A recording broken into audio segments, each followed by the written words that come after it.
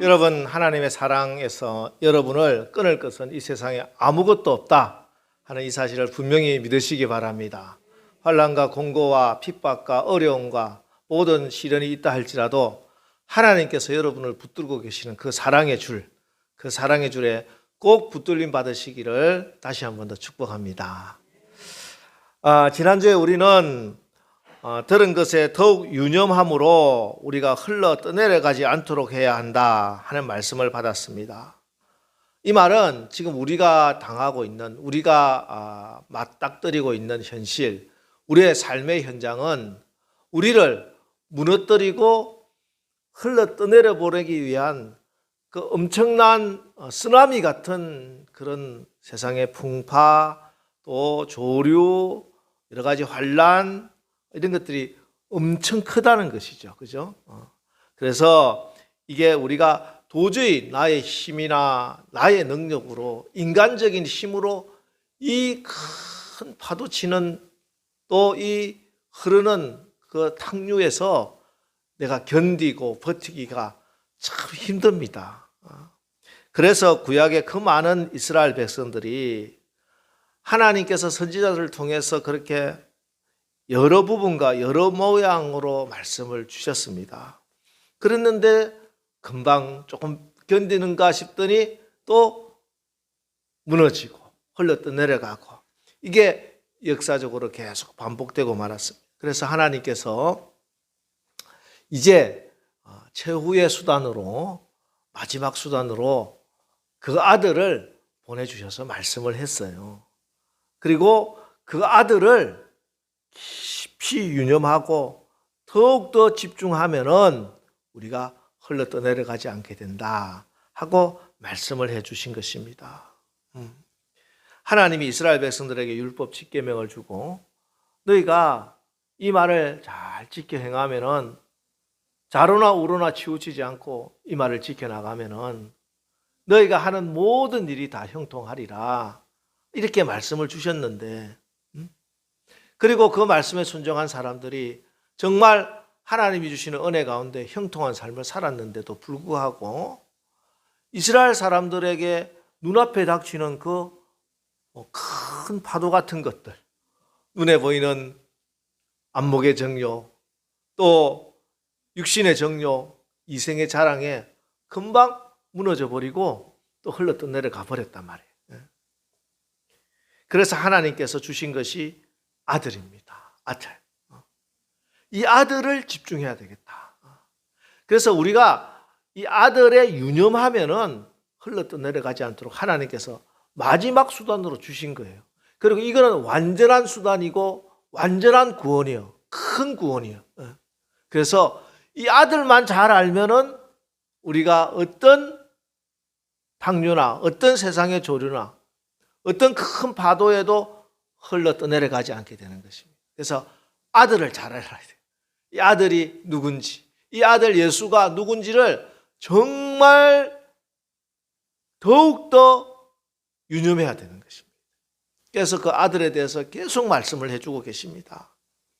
그 아들이 누구냐? 빌립보서 2장 6절 7절, 그는 근본 하나님의 본체시나 하나님과 동등됨을 취할 것으로 여기지 아니하시고 오히려 자기를 비워 종의 형체를 가지사 사람들과 같이 되셨고, 이 아들은 온 세상 만물을 창조하신 하나님이신데, 하나님의 영광의 광채시고 그 본체의 형상이신 하나님인데, 이 아들이 어떤 분이냐? 친히 사람이 되셔서 이 땅에 오신 그분을 이야기하는 거예요.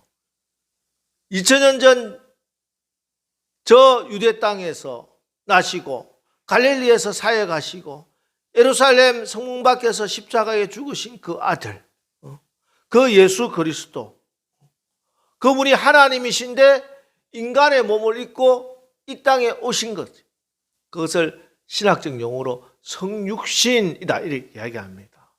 오늘 말씀은 이 성육신의 의미를 이야기해 주는 거예요. 왜 하나님이 인간의 몸을 입고 이 땅에 오셨는가? 왜 성육신을 하셔야만 했는가? 그걸 아는 게 우리가 이 큰 세상의 조류에, 세상의 풍파에 흘러 떠내려가지 않는 그런 방법이다. 그런 유일한 길이다. 이 말씀을 하고 있습니다. 오늘 말씀을 통해서 그 아들 되시는 예수 그리스도, 특별히 인간의 몸을 입고 이 땅에 오신 그 예수 그리스도를 분명히 아시기 바랍니다. 그 하나님을 힘써 아시기 바랍니다. 그래서 우리 가정을 무너뜨리고 저 큰 홍수에 떠내려 보내려고 하는 그런 모든 것들로부터 굳건하게 지켜내시는 은혜가 임하시기를 주의 이름으로 축원합니다. 자, 그러면 하나님께서 왜 인간의 몸을 입고 이 땅에 오셔야만 했는가? 왜 우리와 똑같이 혈과 육의 몸으로 오셔야 했는가? 첫 번째, 9절 말씀을 봅니다. 9절 말씀. 오직 우리가 천사들보다 잠시 동안 못하게 하심을 입은 자, 예수님입니다. 그죠? 곧 죽음의 고난 받으심으로 말미암아 영광과 존귀로 간을 쓰신 예수를 보니 이를 행하심은 하나님의 은혜로 말미암아 모든 사람을 위해서 죽음을 맛보려 하심이라. 예수님이 이 땅에 오신 이유는요, 죽으시기 위해서 오셨어요. 십자가에서 죽으시기 위해서. 그게 예수님이 인간의 몸으로 오신 이유입니다. 하나님은 죽질 않죠. 하나님이 죽으실 수가 없잖아요. 그래서 육신의 몸을 입고 이 땅에 오셨습니다. 왜? 죽으시기 위해서. 십자가에서 죽으시기 위해서. 이게 예수님이 이 땅에 오신, 또 이 땅에서 인간의 몸을 입으신 이유입니다. 왜 죽으셔야 합니까? 예수님이 죽어야 우리가 살기 때문에. 예수님의 생명을 우리에게 주시기 위해서 예수님은 죽으셔야 했습니다. 한 알의 밀이 땅에 떨어져 죽지 아니하면 한 알 그대로 있을 것이요, 죽으면은 많은 열매를 맺느니라, 이렇게 말씀하죠. 그렇습니다. 그죠? 생명이 있는 것이지만 이 밀이 땅에 떨어져 죽지 않으면 어떻게 돼요? 열매가 없는 거예요. 생명의 열매를 맺을 수가 없습니다. 그러나 생명이 있는 것이 땅에 떨어져 죽게 되면 싹이 나고 잎이 나고 꽃이 피고 열매가 맺혀서 많은 생명의 열매를 거두게 된다. 우리가 살기 위해서, 그래서 생명이신 예수님이 죽으셔야 됐습니다. 이 땅에 생명 없는 것들이 죽어봤자 아무 소용이 없는 거예요. 생명 대신 예수님이 죽으셔서 저와 여러분에게 생명의 열매를 주신 줄 분명히 믿으시기 바랍니다. 또 하나, 예수님께서 이 땅에 인간의 몸을 입고 오신 이유는 10절 말씀, 그러므로 만물이 그를 위하여 위하고 또한 그로 말미암은 이가 많은 아들들을 이끌어 영광에 들어가게 하시는 일에 그들의 구원의 창시자를 고난을 통하여 온전하게 하심이 합당하도다. 그러니까 예수님이 인간의 몸을 입고 이 땅에 오신 이유는 고난을 받으시기 위해서 오셨어요. 하나님이 고난을 받으실 수는 없잖아요. 그래서 고난을 받으시기 위해서 인간의 몸을 입고 오신 것입니다. 고난 받으시기 위해서. 예수님이 이 땅을 사시면서 인간이 겪을 수 있는 모든 고난을 다 겪으십니다. 배고픔, 배신, 또 외로움, 피곤함, 질병, 환난, 마지막에 십자가에 박히시는 그 고난까지, 모든 고난, 그 고난을 다 받으셨어요. 그래서 우리의 구원을 온전하게 해주신다. 온전하게. 그 고난이 없이는, 그 고난을 짊어지지 않고는 우리가 지금 고난당하는 그곳에서 온전하게 우리를 구원해 주시지 못하는 거예요. 친히 고난의 대가를 지불해서 우리를 고난에서 구원해 주시는 것입니다. 때문에 우리가 이 예수님의 고난을 나를 위한 고난이라고 인정하고 받아들여야 됩니다. 할렐루야. 내가 예수님의 고난을 보고 예수님 얼마나 아프셨을까? 얼마나 저 외로우셨을까? 얼마나 저 배신감에 치를 뜨셨을까? 그렇게 생각하는 게 아니에요. 그 고난은 나를 위한 고난이라니까요. 내가 그런 고통과 아픔과 고난 가운데 있을 때 그 고난을 대신해 주시기 위하여, 그 고난의 대가를 지불해 주시기 위하여 예수님이 고난을 받으셨다. 그래서 그 예수님의 고난을 나를 위한 고난으로 인정하고 받아들이고, 그 예수님의 사랑을, 여러분을 왜 예수님이 여러분 위해서 고난을 받으셨을까요? 왜 나 같은 사람을 위해서 예수님이 고난을 받으셨습니까? 알 수 없죠. 그걸 우리가 어떻게 알겠습니까? 그러나 분명한 것은 나를 위하여, 여러분을 위하여 예수님은 고난 받으셨다. 그 큰 사랑을 내가 인정하고 받아들일 때 우리에게 하나님의 구원이 온전하게 이루어지는 줄 믿으시기 바랍니다. 그리고 이 고난의 신비는요, 우리가 이 예수님의 고난에 우리도 동참합니다. 그럴 때 하나님의 구원의 능력이 뭔가를, 하나님의 구원의 그 놀라운 축복이 뭔지, 하나님의 구원이 뭔지 온전하게 알 수 있다는 것이죠. 그것을 사도 바울은 그리스도의 남은 고난이다 이렇게 말씀합니다.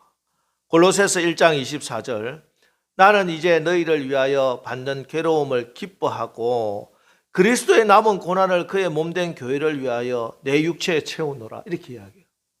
바울이 교회를 위해서 고난을 받고 또 교회를 위해서 괴로움을 당했습니다. 교회를 위한다 한 거는 성도들을 위해서도 될 수 있고, 또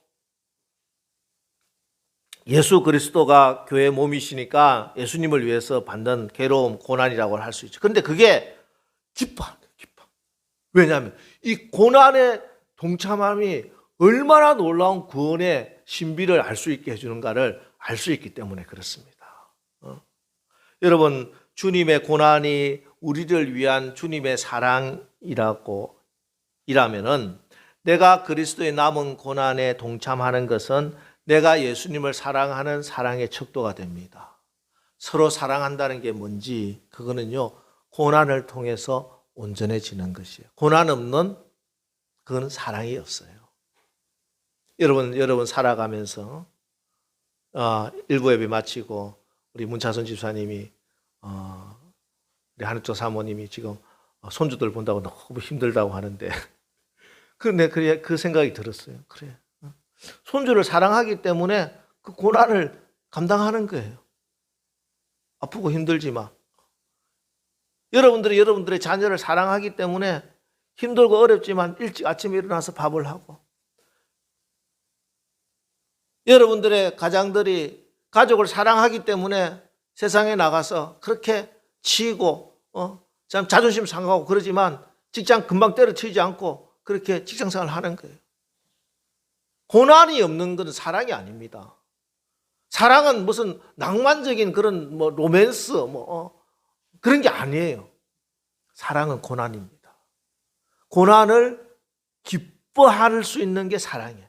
그래서 그것이 온전한 구원이 이루어진다는 거예요. 그럼 우리가 생명을 살리고 사랑하는 고난이라고 하는 게 뭘까? 저는 한마디로 내가 충분히 누릴 수 있는 권리를 연기하거나 혹은 영원히 포기하는 것이 고난이라고 생각합니다. 그게 생명을 살리는, 사랑하기 때문에 스스로 짊어지는 고난이다. 내가 할 수 있어요. 내가 그거 한다고 죄가 되는 것도 아니고 누가 나에게 손가락질 하지도 않아요. 그러나 사랑하기 때문에 내가 누릴 수 있는 것을 포기하는 것, 이게 고난이고 그게 사랑이고 그 안에 하나님의 온전한 구원을 우리가 경험할 수 있는 겁니다. 여러분들이 잘 아는 김혜자 탤런트가 계시죠. 아주 유명하신 분이고, 김혜자 씨가 권사님인데 월드비전 홍보대사로 수십 년 동안 지금 사역을 하고 있습니다.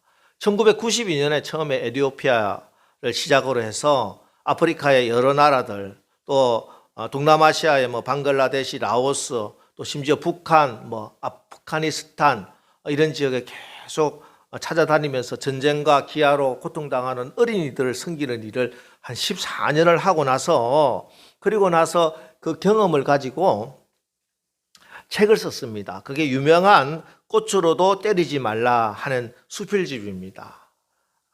저도 읽어봤는데 많은 사람들이 책을 다 사서 읽어서 베스트셀러가 됐습니다. 그러니까 인쇄가 굉장히 많죠. 책을 이제 팔게 되면 저자에게 주는 돈을 인쇄라고 하는데 인쇄가 어마어마합니다.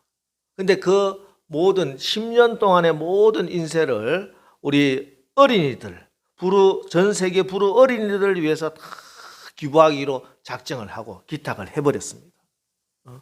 자기가 쓴 책 가지고 자기가 인쇄받는 걸 누가 뭐라고 하겠어요? 아무도 나무랄 사람은 없지만, 그러나 그 어린 영혼들을 사랑하기 때문에 내가 누릴 수 있는 권리를 포기하는 거예요. 이게 고난입니다.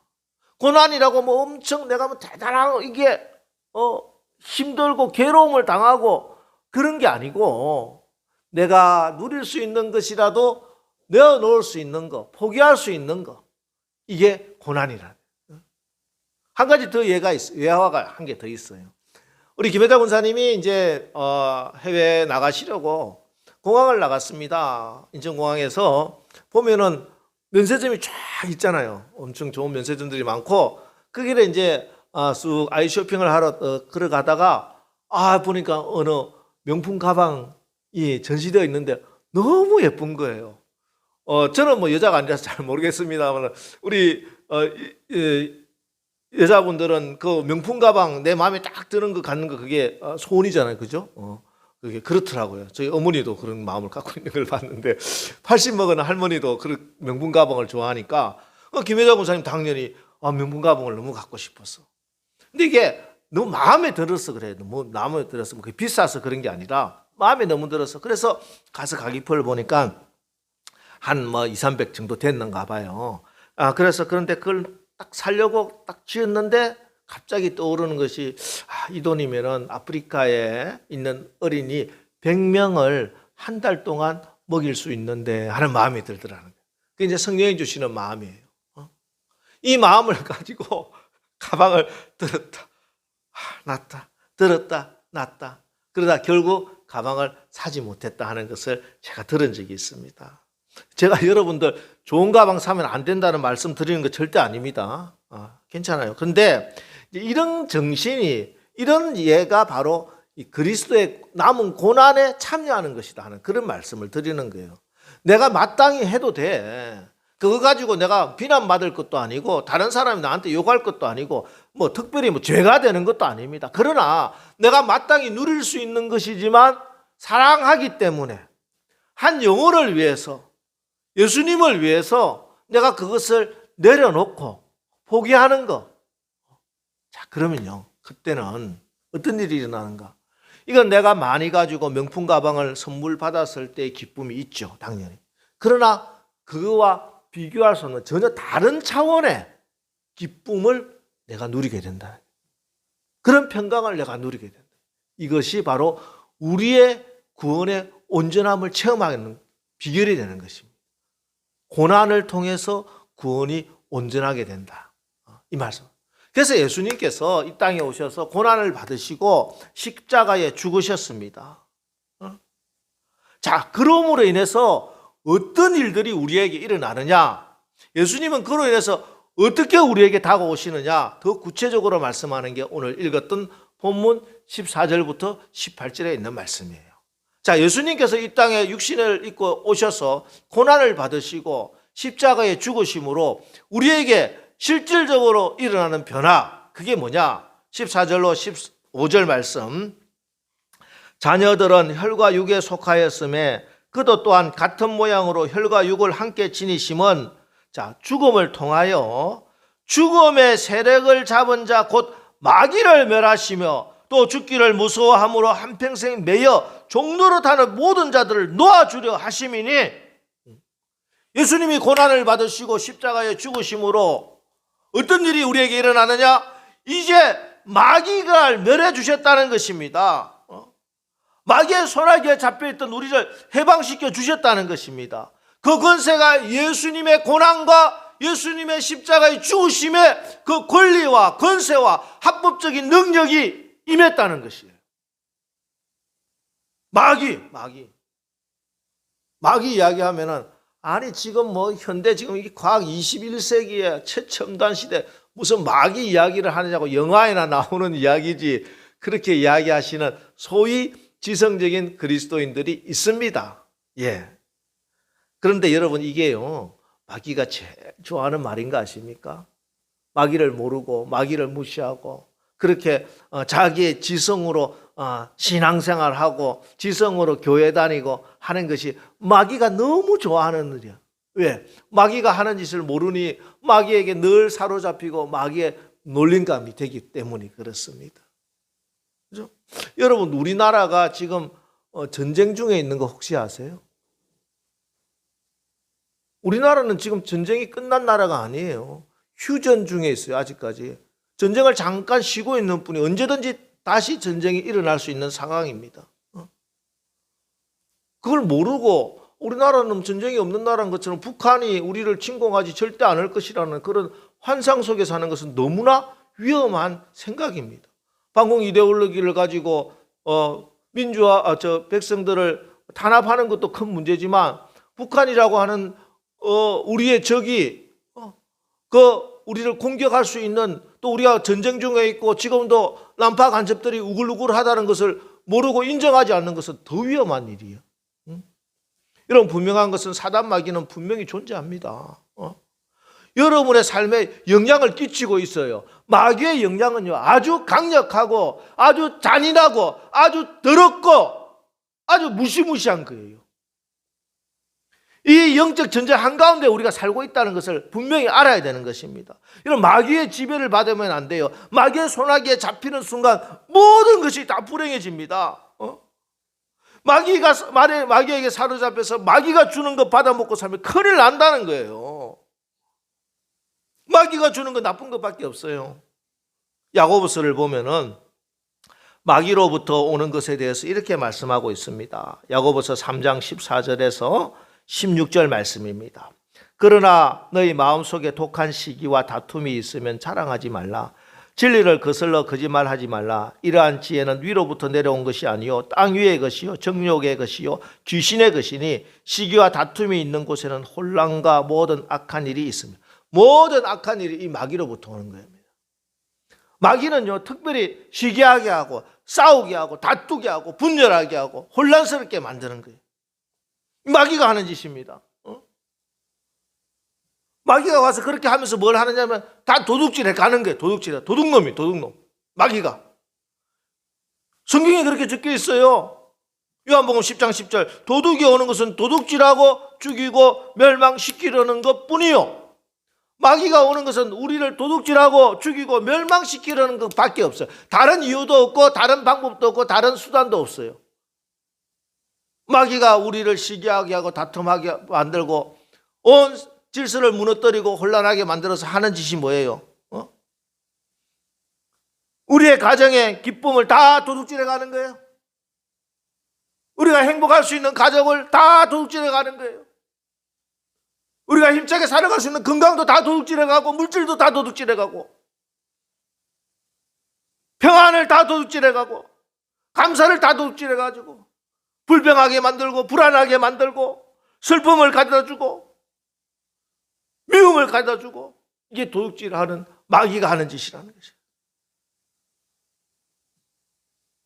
이게 마귀의 역사입니다. 그래서 우리 예수님께서 이 땅에 오셔서 고난을 받으시고 십자가에 죽으심으로 이 마귀를 멸하신 줄 믿으시기 바랍니다. 그래서 우리는 예수의 권세로 예수님의 고난과 십자가의 능력으로 무엇을 할 수 있느냐? 마귀를 멸하는 거예요. 마귀가 여러분 가정에 여러분의 마음에 가장 좋은 그것을 도둑질해가고 무너뜨리려고 할 때마다 여러분 예수 이름 의지해서 마귀에게 명령하십시오.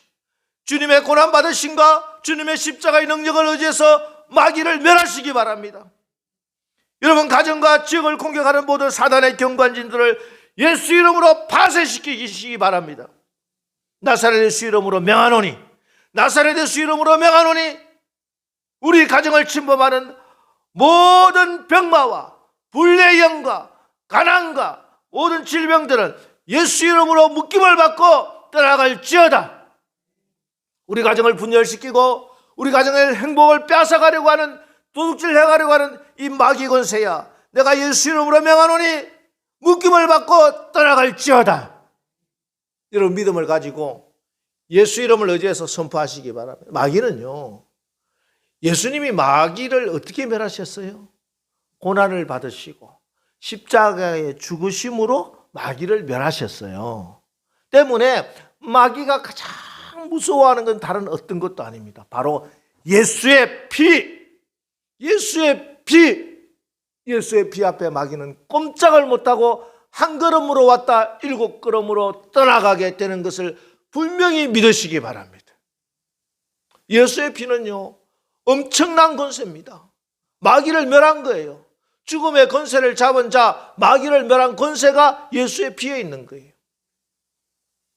그래서 마틴 루터가 종교개혁을 할 때 있었던 일입니다.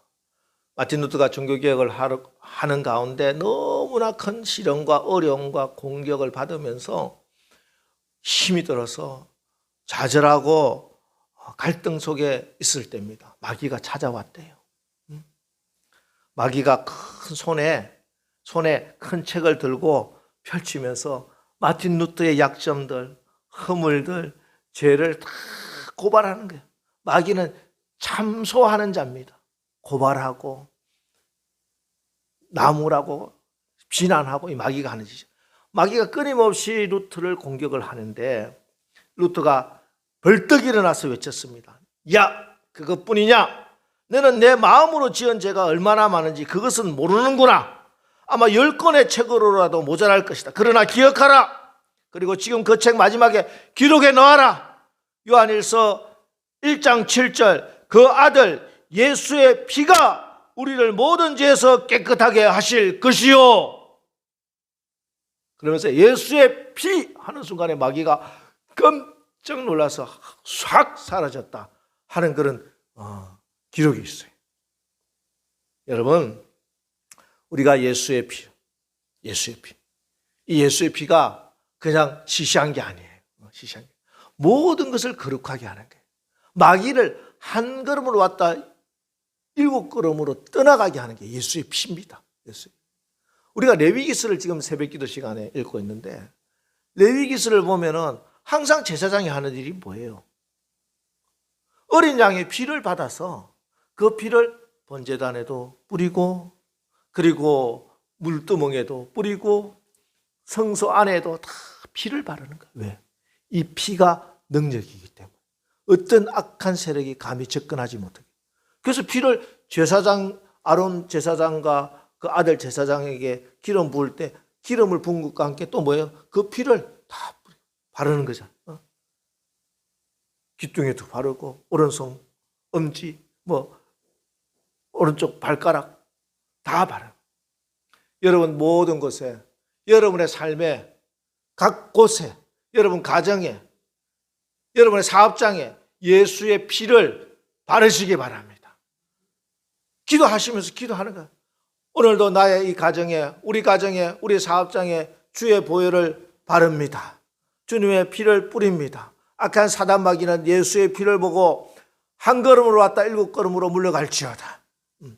예수의 피를 의지하시고 예수의 피를 뿌리시기 바랍니다. 마귀는 한 걸음으로 왔다 7걸음으로 물러가게 되는 것입니다. 그리고 주님께서 고난받으시고 십자가에 죽으신 이유는 17절, 그러므로 그가 범사의 형제들과 같이 되심이 마땅하도다. 이런 하나님의 일에 자비하시고 신실하신 대제사장이 되어 백성의 죄를 속량하려 하심이라. 속량하려 하심이라. 여러분, 우리의 죄가 예수님의 십자가의 공로로 다 용서함을 받았습니다. 그런데 이 용서함을 받는 것이 그냥 하나님이니까 그냥 용서해 줄 게가 아니에요. 속량을 해 주시는 거예요. 속량. 속량은 뭐냐? 값을 주고 대가를 지불하고 합법적으로 샀다는 것이에요. 스펄전 목사님이 어느 날 시장에 가니까 어떤 소년 하나가 새를 잡아서 새장에 넣고 막 괴롭히는 거예요. 나무 떼기를 가지고 막 컥컥 찌르면서 새를 괴롭히니까 목사님이, 야, 너 왜 그 새를 괴롭히냐? 그 새 나한테 좀 팔아라. 내가 살게. 그러니까 이 소년이, 그래요? 그러면은 이 새 한 마리 $100 주세요. 절대로 안 살 거라고 생각하고 그런 이야기를 했어요. 그런데 목사님이 그 $100를 주고 그 새를 샀어요. 새 한 마리를. 도저히 뭐 1센트도 혹시 안 될 만한 그런 값어치 있는 걸 $100를 주고 샀다니까. 그리고 이 새를 주일날 설교를 하면서 새장에 가지고 나왔어. 그래서 설교를 합니다. 어느 날 하나님께서 모든 사람을 사망과 저주의 새장에 가둬놓고 괴롭히는 마귀에게 묻습니다. 너는 왜 이 사람들 이렇게 괴롭히냐? 그러니까 마귀가 내가 서로 질투하고 미워하고 싸우고 그렇게 하게 하다가 내가 이 사람들을 저 지옥불에서 죽여버릴 거예요. 그렇게 이야기를 했다. 그래서 하나님이 그러지 말고 나한테 넘겨. 뭐 하나님 나한테 뭐 주시려고요? 네가 요구하는 거 다 줄게. 그래? 그러면은 당신의 아들 예수의 피와 목숨을 주시오. 그렇게 이야기해요. 그때 하나님께서 그래, 외아들 예수 그리스도의 피와 목숨을 내어주고 우리를 마귀의 손에서 사셨습니다. 그리고 우리를 마귀의 손에서 자유롭게 하셨습니다. 하면서 새장을 열고 새를 헐헐 날려보내셨다 하는 그런 명설교가 있습니다. 여러분, 여러분의 값어치는요, 예수의 목숨값입니다. 여러분은 예수님만큼 귀한 분입니다. 하나님은 절대 여러분을 놓지 않으십니다. 이렇게 속량된 사람이에요. 속량. 값을 지불하고 산 사람이에요. 우리의 가치는 뭐냐? 예수님이에요. 예수님 목숨 주고 우리를 산 거라니까요. 그래서 마귀가 여러분을 좌지우지하지 못해요. 다 값 주고 샀는데. 마귀가 우리를 좌지우지하려고 하는 것은 다 그건 거짓이고 불법이에요. 도둑질하는 거예요. 도둑놈이에요. 여러분 도둑이 여러분 집에 들어오려고 하면 어떻게 하고 있어요? 가만 보고 있어요? 꼼짝 못하고 있어요? 어우, 도둑 무서워라 그러고 있어요. 도둑이야! 큰 소리 치면 도둑놈 깜짝 놀라서 도망갈 것이고, 안 그러면 112 전화 딱 하면 바로 경찰이 와서 도둑놈 잡아가잖아. 지금 마찬가지예요. 여러분의 가정을, 여러분의 삶을, 여러분의 행복을 도둑질하려고 달려드는 모든 마귀에 대해서 그것을 그냥 보고 있으면 안 돼. 나사렛 예수 이름으로 명하고 하나님께 신고해야지. 333번 에레미야 33장 3절 너희는 내게 부르짖으라. 하나님께 기도하면 하나님께서 하늘의 천군 천사를 동원시켜서 그 마귀를 내쫓고 멸해 주시는 줄 믿으시기 바랍니다. 하나님께서 여러분을 도우시려고 천사들을 동원시켜 주시는 거 아십니까? 우리가 히브리서 하면서 내가 그 부분은 지금 뺐는데, 사실은 히브리서 1장의 마지막 절, 자 보세요. 히브리서 1장 마지막 14절 모든 천사들은 섬기는 영으로서 구원받을 상속자들을 위하여 섬기라고 보내심이 아니냐. 그래요. 우리가 하나님께 기도하면 하나님께서 우리를 섬기라고 천사를 보내주시는 줄 믿으시기 바랍니다. 그 걱정하지 마시고 염려하지 마세요. 당당하세요. 승리하세요. 하나님이 여러분을 승리하게 해주실 줄 믿으시기 바랍니다. 그리고 예수님께서 고난을 받으시고 십자가에 죽으신 이유, 또 그 권세, 그 능력이 뭐냐? 18절 말씀입니다. 그가 시험을 받아 고난을 당하셨은즉 시험받는 자들을 능히 도우실 수 있느니라. 아멘. 시험이 뭡니까? 우리 학생들 시험 보면은 스트레스 받죠. 자기가 다 풀 수 있는 문제만 내면은 시험이 얼마나 재밌겠습니까? 그런데 시험은 꼭 내가 풀 수 없는 문제만 나오는 거야. 내가 빼먹은 부분만. 내가 공부한 데서 시험이 안 나와. 그래서 성적이 안 좋은 거예요. 내가 공부한 데만 시험을 나와야 될 건데 이 시험은 어디서 나올지 모르는. 근데 세상 공부는, 학교의 공부는 열심히 공부하면은 어느 정도 풀 수가 있고, 또 뭐 수능 만점도 나오고 하니까. 그런데 이 세상에서 마귀가 또 세상이 주는 시험 환란은요, 내가 풀 수 있는 것보다 풀 수 없는 것이 훨씬 더 많고 대부분입니다. 그래서 이 시험은 나를 도울 수 있는 분이 필요한 거예요. 이 시험 문제를 해결해 줄 수 있는 분이 필요하다. 이건 내 힘으로 푸는 시험이 아니에요. 알겠어요?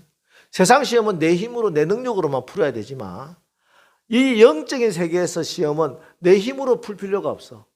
옆에서 누가 도와주면 돼. 그것도 인정을 받는 시험이에요. 누가 도와준다? 친히 시험을 받으시고 고난을 당하셔서 시험 받는 자를 능히 도울 수 있는 예수의 도우심으로 그 시험을 넉넉히 풀어나가는 거예요. 그런데 보면은, 목회를 하면서 보면요, 너무 안타까운 게 있어요. 시험을 당했다 하고 시험에 빠진 경우가 많이 있는데, 그러면은 도울 수 있는 분을 찾아야 되는데,